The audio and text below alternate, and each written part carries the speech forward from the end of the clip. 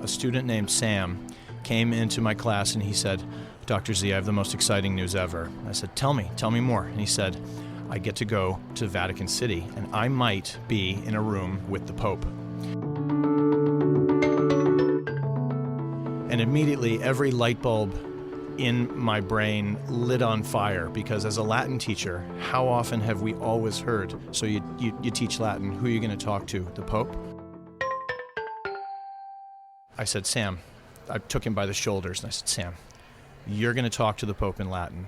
You're going to make our dream come true. That's Dr. Edward Zarro, Dr. Z, to his students, a Latin teacher at Westwood High School outside Boston, and the 2016 Teacher of the Year for the American Council on the Teaching of Foreign Languages, or ACTFL. Ted holds a Ph.D. from Yale and is one of a dedicated cadre of educators who are teaching Latin to some 200,000 students nationwide. But wait, isn't Latin dead? Or is it? Welcome, everyone. I'm Steve Levine, and this is America the Bilingual, a podcast that reports on and encourages bilingualism in America. The woman you just heard is Mim Harrison, my co-host for this episode on Latin. Welcome, Mim. Thank you, Steve. I'm really glad to be here, and I'm very glad to have an opportunity to argue with you about how Latin is not dead.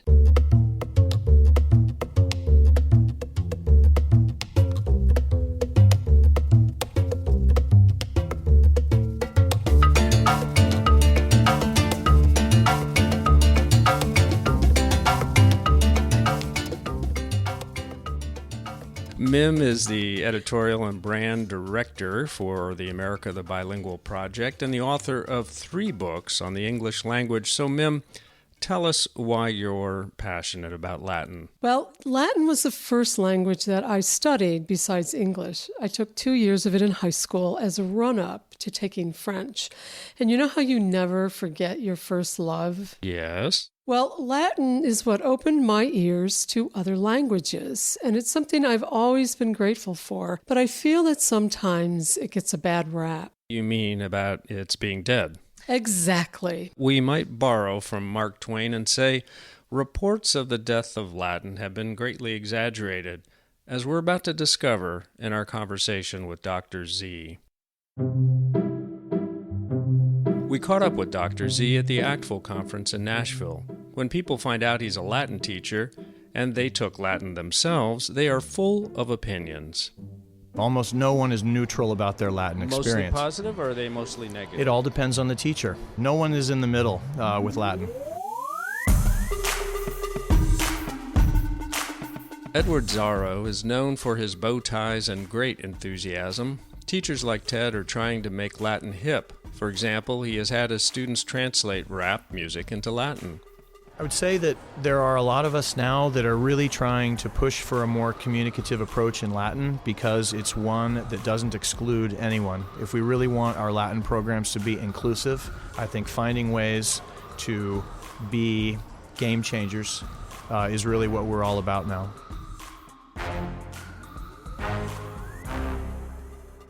The communicative approach focuses on actually communicating, so Dr. Z makes it a point not to put too much emphasis on accuracy, but encourages his students to have fun with the language. But one of the challenges for any language teacher today is that many parents and older adults remember language classes that were not fun. Almost every person in a district or every legislator across the United States who is in a position to make critical decisions about language programming did not have the same experience that we are trying to provide our students today. We stopped thinking about what we think we want the language to look like and rather allowing the kids to really be able to communicate. Mim, I was surprised to learn that Latin is one of the most frequently taught languages in the country today. Yes, and depending on where in America you live, it's often the 3rd or 4th most commonly taught language. That's true in Massachusetts, where Dr. Z teaches. And I had a conversation with Sherwin Little. He's the executive director of the American Classical League. They have a placement service for language teachers, and he told me there are not enough Latin teachers to fill all the openings. No kidding. In 2017, they had 300 openings and couldn't fill them all. Sherwin said there are schools that have to close their Latin programs because they don't have the teachers. Well, I know we're facing a shortage of language teachers in general, and I see that includes Latin. Dr. Z says his goal is to help students see more deeply into our history. I'm not teaching you to speak Latin just for the sake of speaking Latin. I'm doing that so that people can think about their own world in a new way. To follow up on this idea, I traveled to Wilmington, North Carolina, to interview one of America's most well-known public philosophers, a former Notre Dame professor who has made his career speaking to business groups and writing best-selling books like True Success. His name is Tom Morris. For some reason, I was just drawn to Latin because I think even as a kid, I'd heard that it was fundamental for English and so many other languages. And I've always had this kind of detective sensibility. I wanted to dig down and find out the real story behind English. Tom started studying Latin in the 7th grade and continued all through high school. And then I did a year of medieval Latin at Chapel Hill with a famous medievalist. That's the University of North Carolina at Chapel Hill, where Tom did his undergraduate work. And then I did Greek, a year of Greek, which was a lot of fun too. Tom went on to get his Ph.D. in philosophy at Yale and wrote many scholarly books before turning his attention to the public, an effort that included writing the book Philosophy for Dummies. I sat down with Tom in his home office, which was lined floor to ceiling in books. Why should anyone bother to study these languages today? There are still things yet to be discovered. I mean, we haven't fully mined yet all the nuances of these great texts that were written in Latin or written in Greek. And Steve, Tom says some of those nuances found their way into the beginnings of this country. The Latin phrase e pluribus unum, out of many one, is the motto of the United States, and the choice of Latin by the Founding Fathers rather than English was deliberate.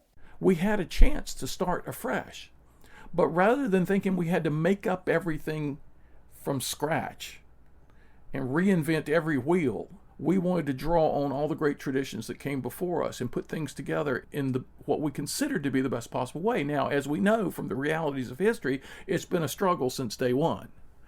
And yet, with those overarching abstractions, e pluribus, you reverence and respect the plurality. Unum, you reverence and respect the unity.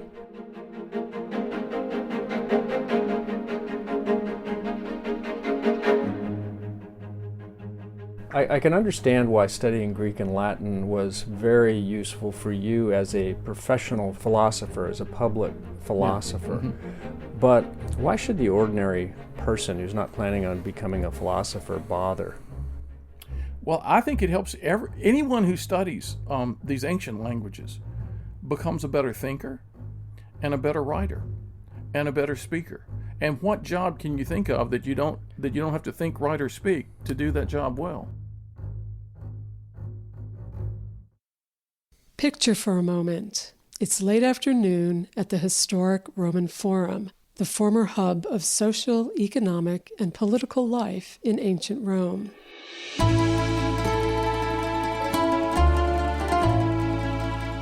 As the lowering rays of the sun brush softly against stark columns and solemn temples, 36 young men and women, their smartphones on silent, quietly gather on the steps at the Temple of Concord. They stand in a circle. One by one, they recite, in Latin, the words of the great Roman orator Cicero.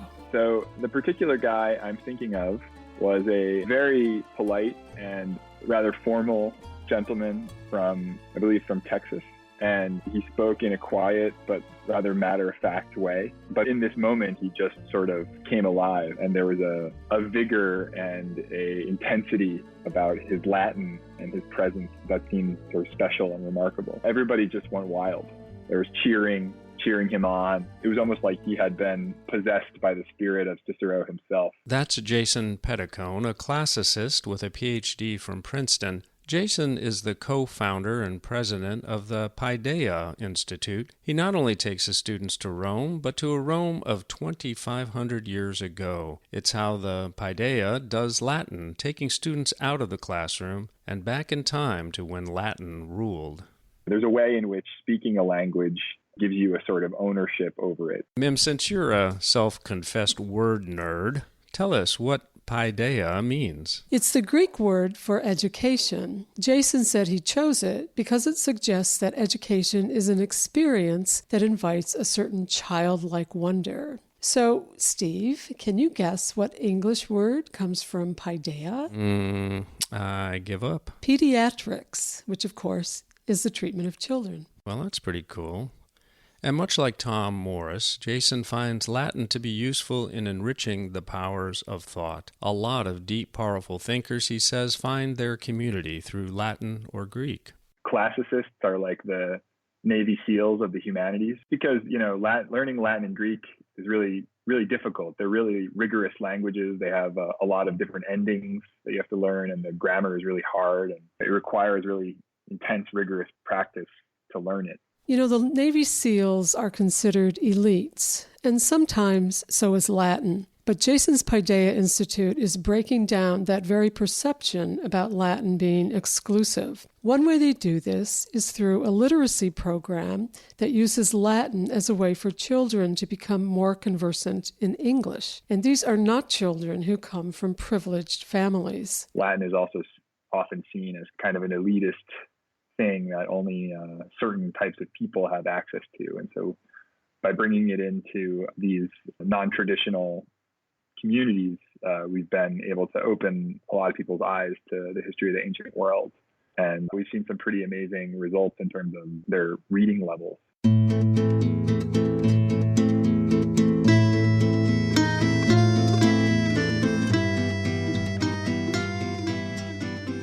Through this program, Jason brings Latin to underserved schools in cities like New York. He told us about one little 10-year-old girl who was in Paideia's literacy program in Brooklyn.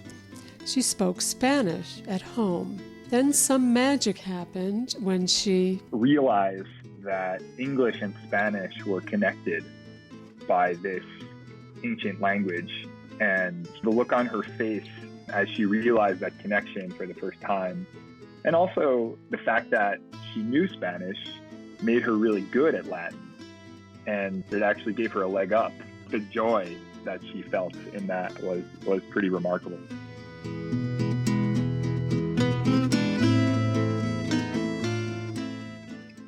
But how exactly do these kids make a connection that weaves Spanish and Latin and English together? For instance, the Spanish word rey, which means king, comes through in the Latin word rex.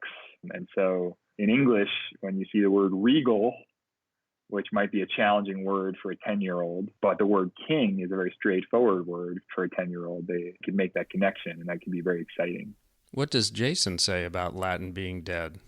Latin isn't dead, it's undead, it's a zombie language. I think that if Latin has a chance of surviving, it's going to be because of people like Edward and other great Latin teachers that are out there. Jason was talking about Dr. Z, Edward Zarro. Mim, do you remember your Latin teacher? I remember her very well. And even though we didn't do rap, she was wonderful. In fact, we probably had the only PG-rated toga parties in the high school. So I credit her with giving me what I think is one of the special powers of Latin. Which is?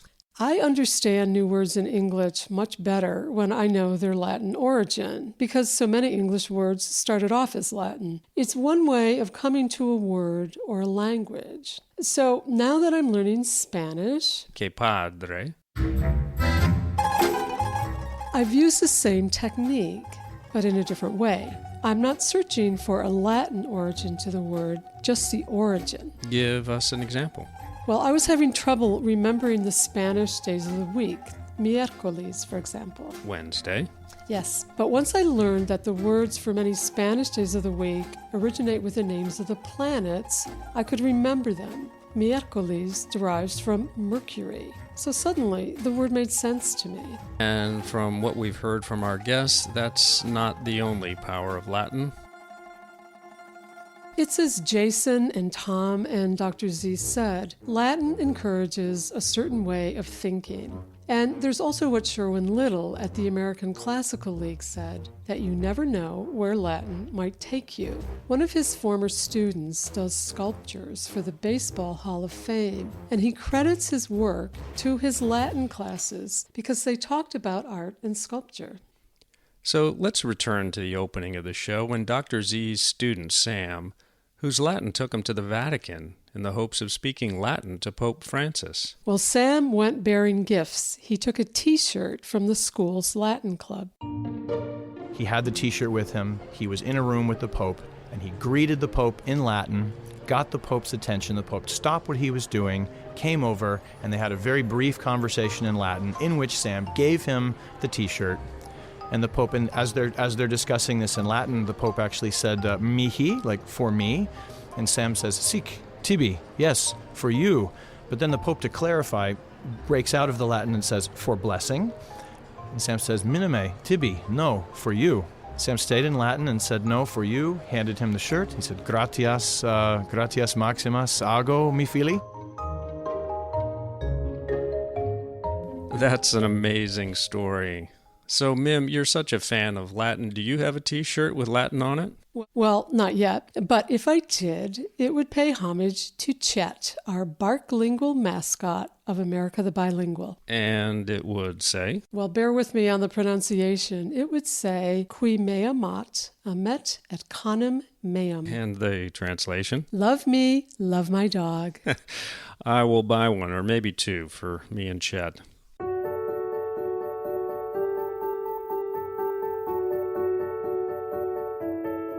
The America the Bilingual podcast is part of the Lead with Languages campaign of ACTFL, the American Council on the Teaching of Foreign Languages. This episode was written by Mim Harrison and produced by Fernando Hernandez, who also does our sound design and mixing. Check out the rest of our cast at americathebilingual.com, including Carlos Plaza, Becky Rankin, and especially our Barklingual mutt, Chet. Please visit americathebilingual.com for photos and background materials relating to this episode. The title theme music for the America the Bilingual podcast with a Creative Commons Attribution license by Kevin MacLeod. Check out some of our other episodes and articles as well. And we'd love it if you'd like us on Facebook and share your thoughts on a bilingual America. Thanks for listening. For America the Bilingual, this is Steve Levine.